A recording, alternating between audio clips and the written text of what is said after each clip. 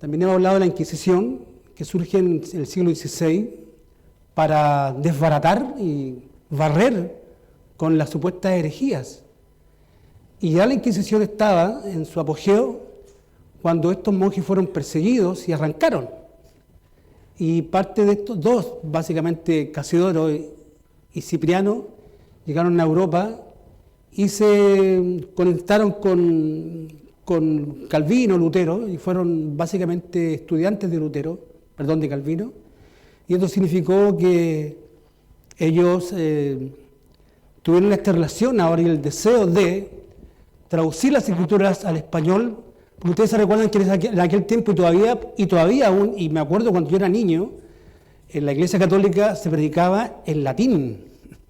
Me acuerdo que el cura estaba predicando en latín, entonces uno como niño decía, ¿qué onda? No digo qué onda, ¿qué es esto? Y más encima predicaba de espalda. Era una forma de... Bueno, todo eso cambió en el siglo XVI, producto de que la Biblia, la palabra del Señor, fue nuevamente expuesta, y si no hubiese sido, como decía al principio, la reforma no hubiera tenido sentido sin la palabra del Señor. Hay una masa incrédula que niega la existencia de Dios primeramente, una masa incrédula atea que niega la existencia de Dios, a pesar de todo el antecedente que hay, ¿cierto?, desde el punto de vista bíblico, y ahora, déjenme decirle, desde el punto de vista científico. No quiero decir con esto que los científicos se hicieron presbiterianos o se hicieron reformados, sino que ellos a través de la observación y de la lógica y de las matemáticas llegan a la conclusión de que sí hay un creador. Entonces, pero a pesar de ello, hay una masa incrédula y peor aún, hay una masa de pseudo cristianos, tengo que decirlo, que niegan justamente la deidad de Cristo, que niegan la eficacia de las Escrituras y niegan inclusive su autoría de las Escrituras. Eso es el modernismo, ¿cierto? Tan dañino que fue para la Iglesia en el siglo XIX en Estados Unidos, a final del XVIII y parte del XIX, y del XX también, y que ha afectado hasta el día de hoy la noción que la Iglesia tiene de Dios, de Jesús, de las Escrituras. Entonces, ojo, no pensemos porque estamos en la Iglesia o porque somos cristianos, ¿cierto? No tenemos problemas. Entonces, básicamente, tenemos que creer de que lo que tenemos aquí, estos 66 libros que forman el Antiguo y Nuevo Testamento, 96, son la palabra de Dios. Decía en la mañana algo y dije, ¿por qué nosotros tenemos la pretensión de decir que esta Biblia, estos libros que nosotros creemos que son de Dios, es la palabra del Señor? Y hay un concepto que no lo tiene el musulmán, que lo tiene sí el judío, por eso hablamos del pensamiento judío-cristiano, porque nosotros salimos del judaísmo como creyentes, como personas que creen en un Dios revelado, pero otras religiones no tienen un concepto de inspiración, o tan desarrollado como apunta la Biblia. Primeramente, Dios se reveló en su palabra. Esa revelación, que fueron los eventos portentosos de Dios, que salen en la narrativa bíblica. En el principio Dios creó los cielos y la tierra. Un evento portentoso, único, del Dios autorrevelado, el Dios creador, que de la nada formó el universo. Bueno, necesitaba una narrativa, ¿o no? O si no, se quedaría como un evento. El mar muerto, el mar rojo, el mar muerto se abre, ¿cierto? Y los judíos pasan en seco, perseguidos por los egipcios, y ahí se produce el éxodo de Israel después de 400 años en Egipto, esclavos, ¿cierto? Y el Señor los libera de una manera portentosa, milagrosa, pero falta el relato. Entonces, todos esos eventos que están narrados en el Antiguo Testamento y en el Nuevo Testamento necesitan un relato, necesitan un escrito. Y ahí está el concepto de inspiración. Ahí aparece la doctrina de la inspiración. Primero es la revelación, Si Dios no se hubiera revelado, nadie, téngalo por seguro, que nadie podía tener una comprensión de Dios. Estaríamos totalmente ajenos a la realidad de Dios. Entonces ahí justamente, a pesar de en esos grandes eventos, ¿cierto?, que surgieron allá en la eternidad, ¿cierto?, pretérita, estaba el amor de Dios. Por ejemplo, el relato de la encarnación de Cristo. ¿Quién vio ese evento? ¿Cómo lo entendemos? A través de un relato. El Nuevo Testamento se encarga de hablar justamente de que Jesucristo se encarnó, Dios hecho hombre. Entonces, ahí aparece el tema de la revelación primeramente. Sabemos que hay dos clases de revelaciones, la general, donde a través de la contemplación del universo y de nuestra propia conformación, ¿cierto?, como individuos, como hombres, genéricamente hablando, no es por casualidad o por el azar de que esto exista. Entonces ahí tenemos la revelación general que nos describen en detalle, pero no es suficiente para señalarnos que somos pecadores y que estamos perdidos irreversiblemente y que necesitamos a un Salvador. Entonces esa clase de revelación especial ahora es la Biblia.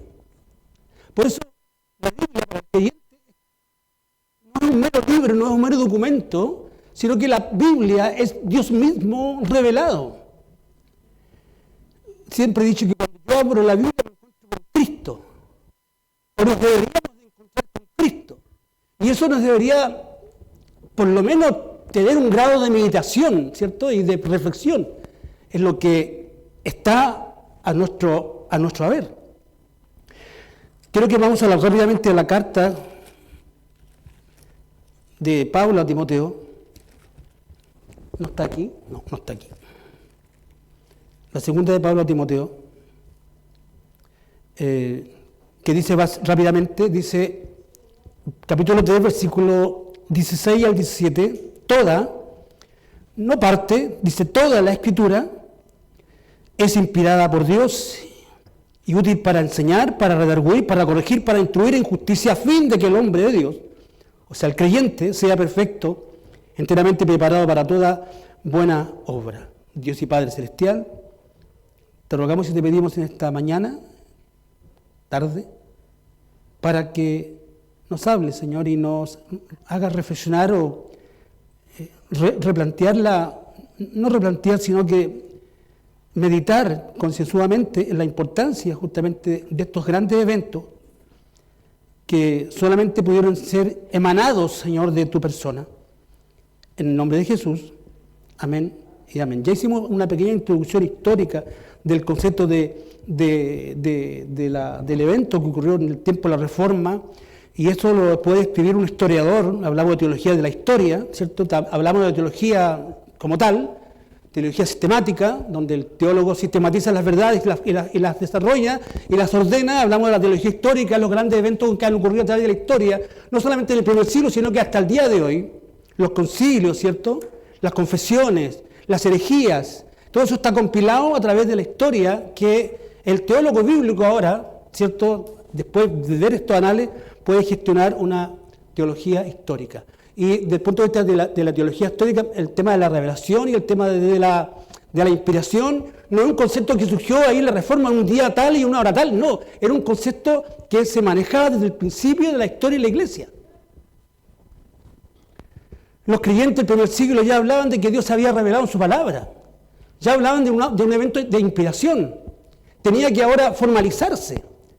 Porque dentro de estas verdades o de estas enseñanzas que aparecen en la Biblia pueden haber muchos matices, muchos bemoles y también mucha herejía. Entonces la Iglesia, a través de las confesiones y a través de los credos de los credos en particular, la Iglesia va desarrollando una doctrina que la va haciendo propia y es la base de la fe que la hace concreta y evidente. Pero esa enseñanza es combatida. Como decía al principio, hay una masa incrédula, atea, que no cree en Dios.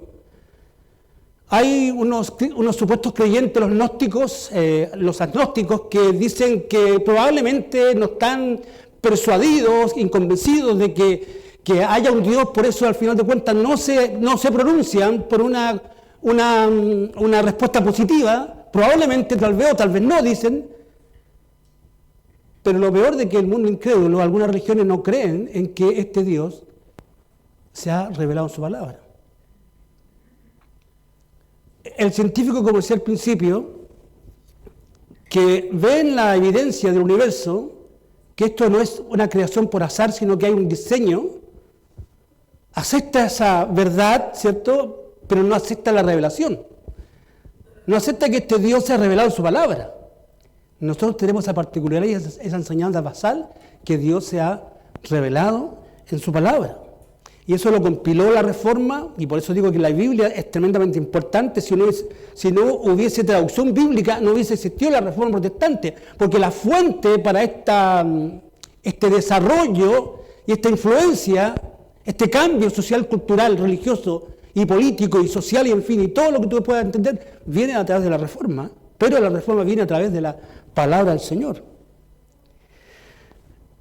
El concepto de sola escritura, o que la escritura así fue inspirada, tiene que ver con el concepto de autoridad. Entonces ese tema no está muy al final de cuentas establecido en la iglesia o los creyentes o en la religión cristiana. La iglesia romana tiene la escritura como palabra de Dios, pero la tradición, las escrituras más el Papa y sus postulados, las escrituras y más, los mormones tienen las escrituras, pero también tienen el libro mormón, y tienen otros escritos que para ellos son inspirados y son revelación. Los adventistas del séptimo día tienen las escrituras, pero también tienen lo de Elena de White. Las iglesias carismáticas, sobre todo de los 70 en adelante, tienen las escrituras, pero también tienen supuestas nuevas revelaciones, que Dios le habla, inclusive audiblemente, y en sueños y en visiones, y sus escritos son tan autoritativos como la palabra del Señor. Entonces la pregunta del millón es, la Biblia, al final de cuentas, siendo revelada e inspirada, en última instancia para el creyente, nosotros en particular, ¿es nuestra fuente de autoridad? ¿Es la que determina, al final de cuentas, mi condición como cristiano? ¿O este tema de la vida cristiana se deja al azar, como venga? Hay en esta autoridad de la palabra del Señor tenemos que ver también que la autoridad tiene que ver con una voluntad, un deseo, ¿cierto? En este caso, de Dios. Y cuando decimos que Dios tiene voluntad y ejerce voluntad es porque es una persona, no es una energía. No es una energía, y tampoco es un Santa Claus, ¿cierto?, que está cada fin de año para entregar regalos y para que, no sé, suplir cada una de nuestras necesidades. Eso es más que eso. De hecho, es una distorsión de la verdad de Dios. Nuestro Dios es un ser, no es una criatura, es un ser. Cuando vemos teología, sobre todo la parte de la teología propia del ser de Dios, justamente ahí se ve que este Dios tiene una autoexistencia que se ha revelado, que tiene un carácter, tiene atributos que lo hacen diferente a su creación. Un Dios que es eterno. El universo no es eterno. Por mucho tiempo se pensó que el universo era eterno, pero a través del descubrimiento, nuevamente volvemos a la ciencia moderna, sobre todo la ciencia moderna, da a entender que el universo tuvo un principio y va a tener un fin. La Trinidad significa que está sobre el tiempo y el espacio. Y este Dios que se ha autorrevelado y inspiró la Escritura es un Dios de esa naturaleza. Y ese Dios de esa naturaleza y con ese rango y esas características tiene una voluntad que ejerce. Cuando Isaías y Jeremías escribían sus textos, ¿se acuerdan? Decían lo que dice Jeremías o lo que dijo Isaías. Lo decían así, ¿no? ¿Qué decían? ¿Qué decían? Lo que dijo Dios. O Dios ha hablado. ¿Se dan cuenta? Ese es un concepto único en las Sagradas Escrituras, en la Biblia, de principio a fin, que Dios se ha revelado, pero también ha inspirado. Y ha inspirado a través de lo textual, el texto bíblico.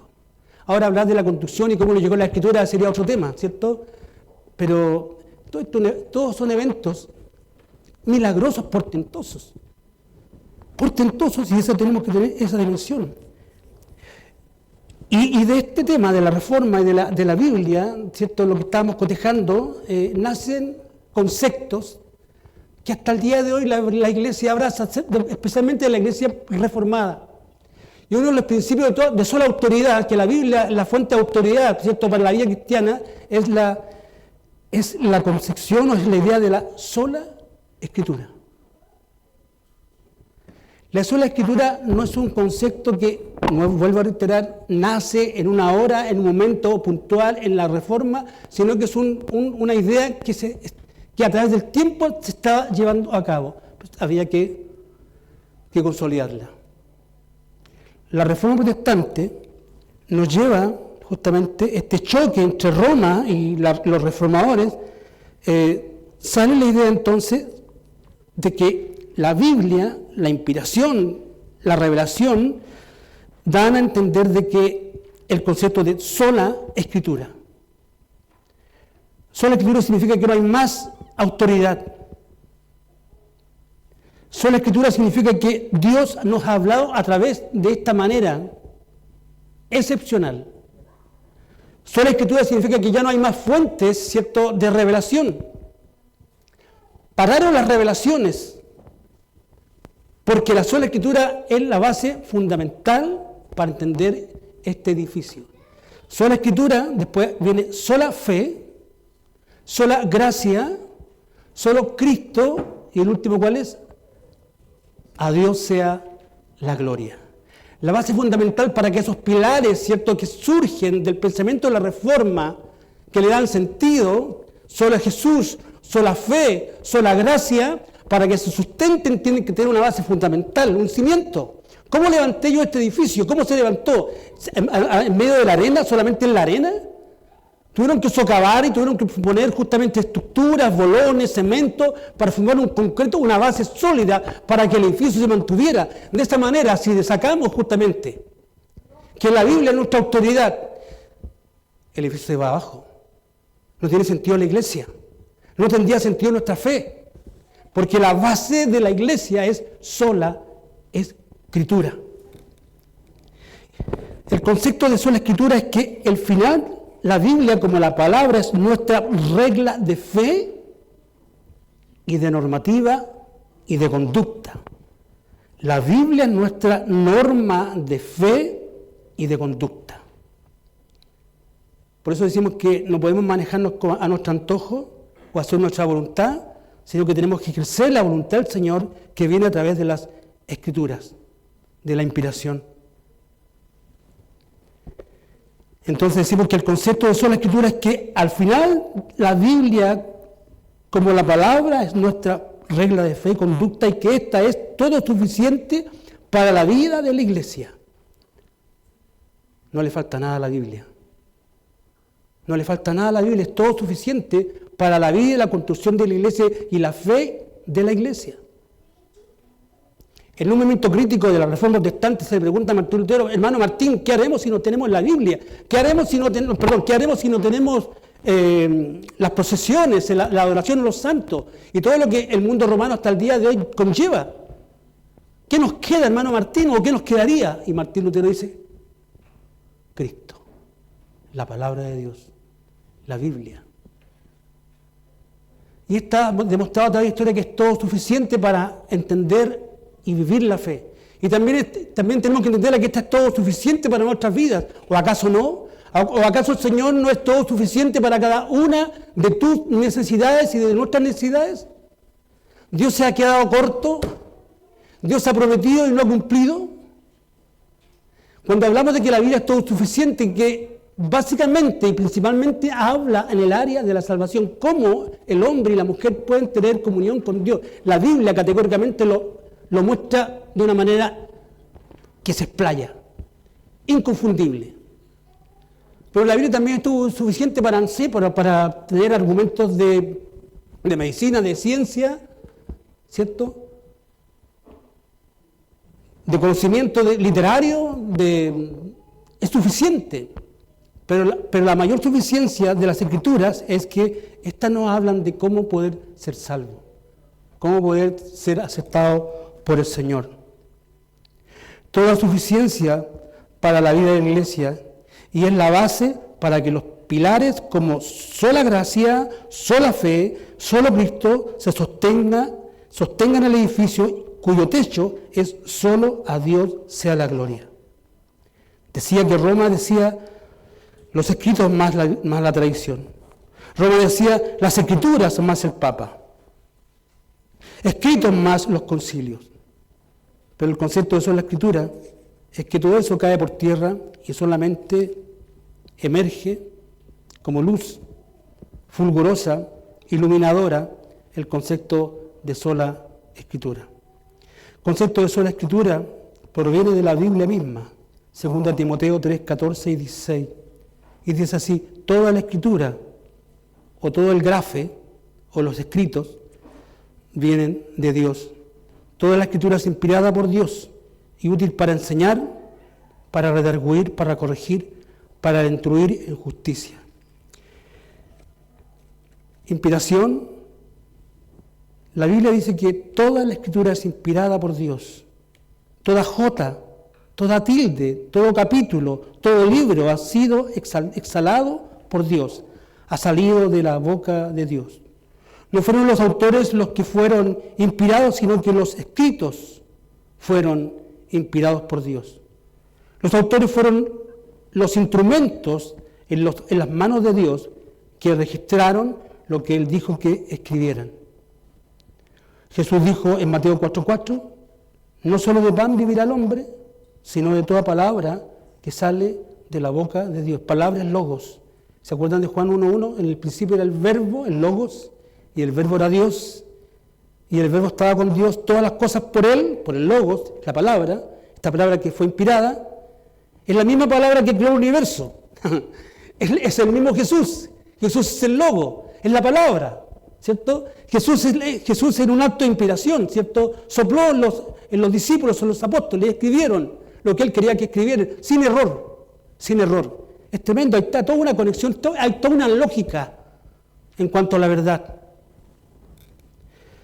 Entonces ese, por último, es un principio de inspiración. Jesús dijo en Mateo, no solo de pan vivirá el hombre, sino que toda palabra, y que dice el libro de Hebreos 4:12, porque la palabra de Dios es viva y eficaz, ¿o no? Este libro es vivo, este libro tiene vida propia, por eso se distingue toda la literatura universal, es extraordinario. Este libro está vivo, tiene la vida de Dios dentro de sí. Aquí está Cristo, aquí está Dios. Ahora, un punto, no podemos comprender a Dios. Hay un concepto teológico que nosotros creemos, parece una paradójica, en el Dios inconocible, que a Dios nadie le puede conocer. Parece una contradicción, porque dice que se revela y que nos habla. ¿En qué aspecto? En que Dios es trascendente. Nosotros tenemos una mente limitada. No podemos contener la trascendencia de Dios en nuestra mente. Es como que yo pretendo llenar un vaso de agua de 500 centímetros cúbicos con 1.000.000 de milímetros cúbicos. Esa es la idea del Dios inconocible. Pero lo que Dios ha revelado es suficiente para conocerle. Amén. Lo que Dios nos ha revelado, y es mucho, es tremendo, es suficiente y nos da gozo y alegría de que esto así sea. Somos privilegiados porque Dios se ha revelado a mi vida y a tu vida. Y eso es todo suficiente para entender el concepto también de revelación. No solo la inspiración, sino la inerrancia de las Escrituras está incluida en la sola Escritura. Cuando hablamos de inerrancia de las Escrituras, sostenemos que la Biblia es, en su forma original, es completamente libre de errores. ¿Acaso la Biblia contiene errores? Hay muchos que dicen que la Biblia tiene errores. Pero sus argumentos, sus ideas han caído por el suelo. Porque a través de que más estudia la Biblia, o los estudiosos de la Biblia, ¿cierto?, formulan y dan a entender de que la Biblia fue inspirada de principio a fin y no contiene error. Y contradicciones. Permanentemente los escritores humanos, los filósofos, ¿cierto? Los científicos se están contradiciendo de vez en cuando porque dan a entender de que algo que dijo tiene una falla. La teoría de la evolución, por ejemplo, es una teoría que surgió en 1800 y permanentemente está cambiando porque hay una falla, porque tiene algo incompleta. La Biblia no tiene podríamos decir, ese defecto o algo que cambiar porque es inerrante. Y cuando hablamos de inerrancia de las escrituras, que esta está libre de errores y de contradicciones, la Biblia refleja el carácter perfecto de Dios. La Biblia, solamente la Biblia. Por eso tenemos que amar este libro y recibirlo, y acogerlo, y quererlo, y apreciarlo, porque es una joya. ¿Saben cuánto le significó el esfuerzo de Dios para construir la Biblia y su revelación a través de la historia? Cientos de miles de años, para que la Biblia llegara ahora a tus manos. Un libro tremendamente sobrenatural. Y muchas veces le damos muy poca atención y falta de atención. La infalibilidad de las Escrituras tiene que ver con justamente el concepto de inspiración. Todo lo que ha sido registrado en las Escrituras debe suceder. Las palabras del Señor no pueden fallar. Isaías 40, versículo 8 dice: séquese la hierba, marchítese la flor, pero la palabra del Señor permanece para siempre. Forever, como alguien diría, para siempre.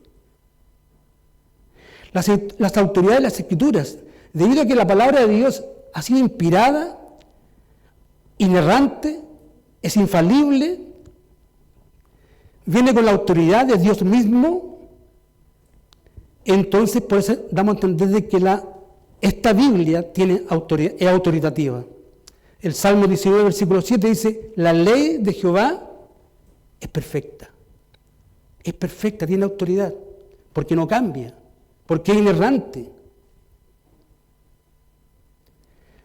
Hay un concepto también que tiene que ver con la inspiración de las Escrituras. Me costó escribir esto, perspicuidad. Perspicuidad. La Escritura es clara, es el concepto, ahí viene el concepto, la Escritura es clara y comprensible. Alguien puede decir: no entiendo la Escritura. Quizás no, porque tiene falta de costumbre, cotidianamente no lee la Escritura, sobre todo el mundo incrédulo, pero la Biblia la puede entender un niño de 5 años hasta un hombre de 80 años. Tiene una claridad tremenda, sobre todo el tema de la salvación. Entonces, cuando hablamos de la inspiración y de la perspicuidad, decimos que la Escritura, o sea, la Biblia, es clara y comprensible para todos los creyentes. Esto permite que los creyentes confíen en la autoridad de las Escrituras. Si algo no es claro, ¿cómo confiar? Si algo está ahí en la disyuntiva, ¿podemos tener un grado de confianza? Entonces la Biblia es confiable porque es clara y comprensible. Sola Escritura implica la suficiencia de las Escrituras.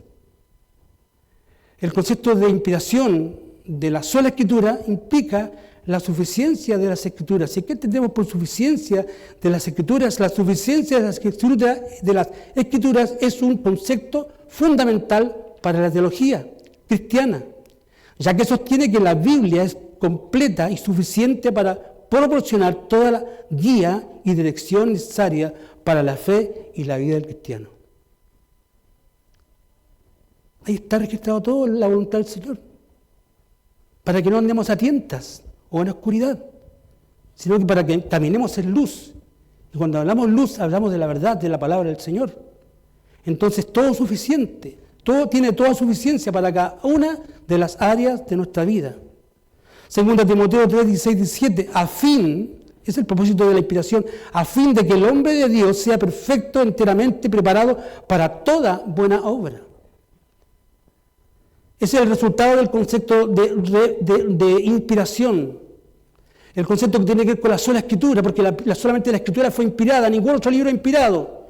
Yo no amanezco hoy día en la mañana y me pongo a escribir un escrito y me pongo a escribir un poema y ese poema fue inspirado. No, el concepto de inspiración tiene básicamente tiene que ver con Dios, porque es la manera de cómo este Dios se revela de una manera especial ahora a la humanidad. A fin de que el hombre de Dios sea perfecto, enteramente preparado para toda buena obra, para que alcancemos madurez, para que la iglesia alcance madurez, para que la iglesia alcance un propósito, para que la iglesia entienda, ¿cierto?, la causa y razón de su existencia en este mundo. Vosotros seréis la sal y la luz del mundo, Jesús dijo.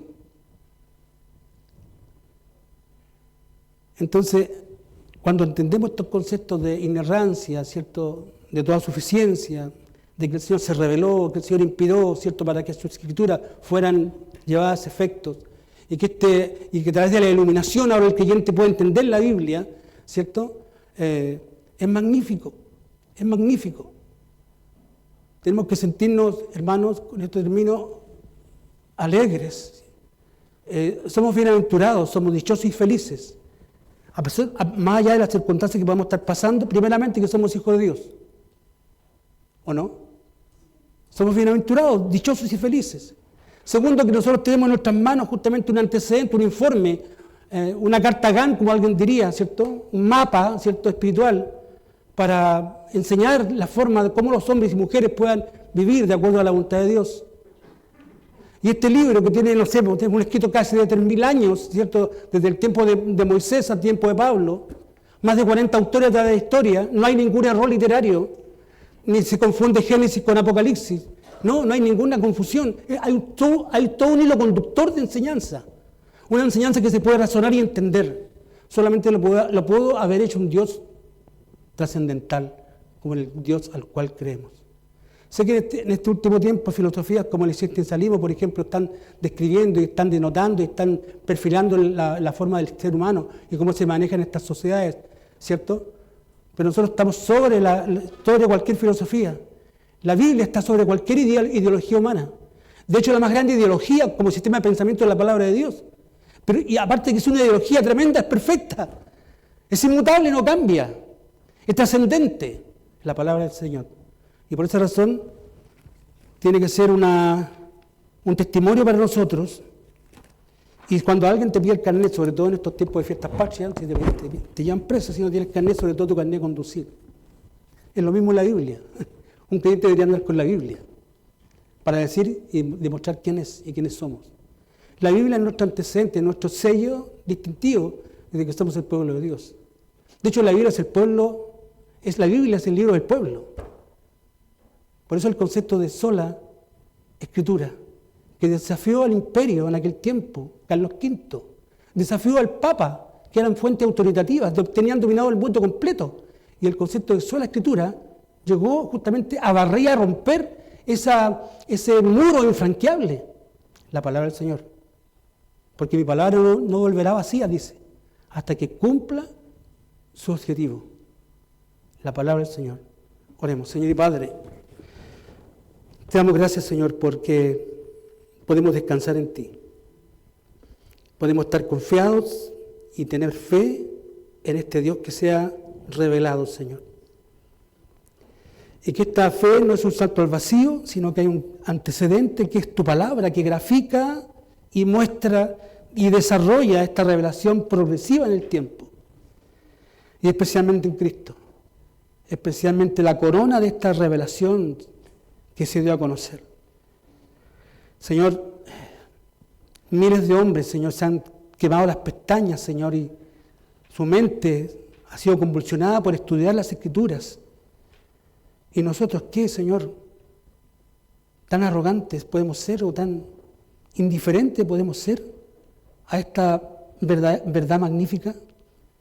Te rogamos y te pedimos que tú nos vuelvas a tener un amor por la palabra, un deseo ferviente de alimentarnos a través de ella para un pronto crecimiento. Jesús viene pronto. Jesús viene a buscar y a terminar lo que había empezado. Permite, Señor, que nosotros seamos aquellos en los cuales podamos sentir contentamiento por tu regreso.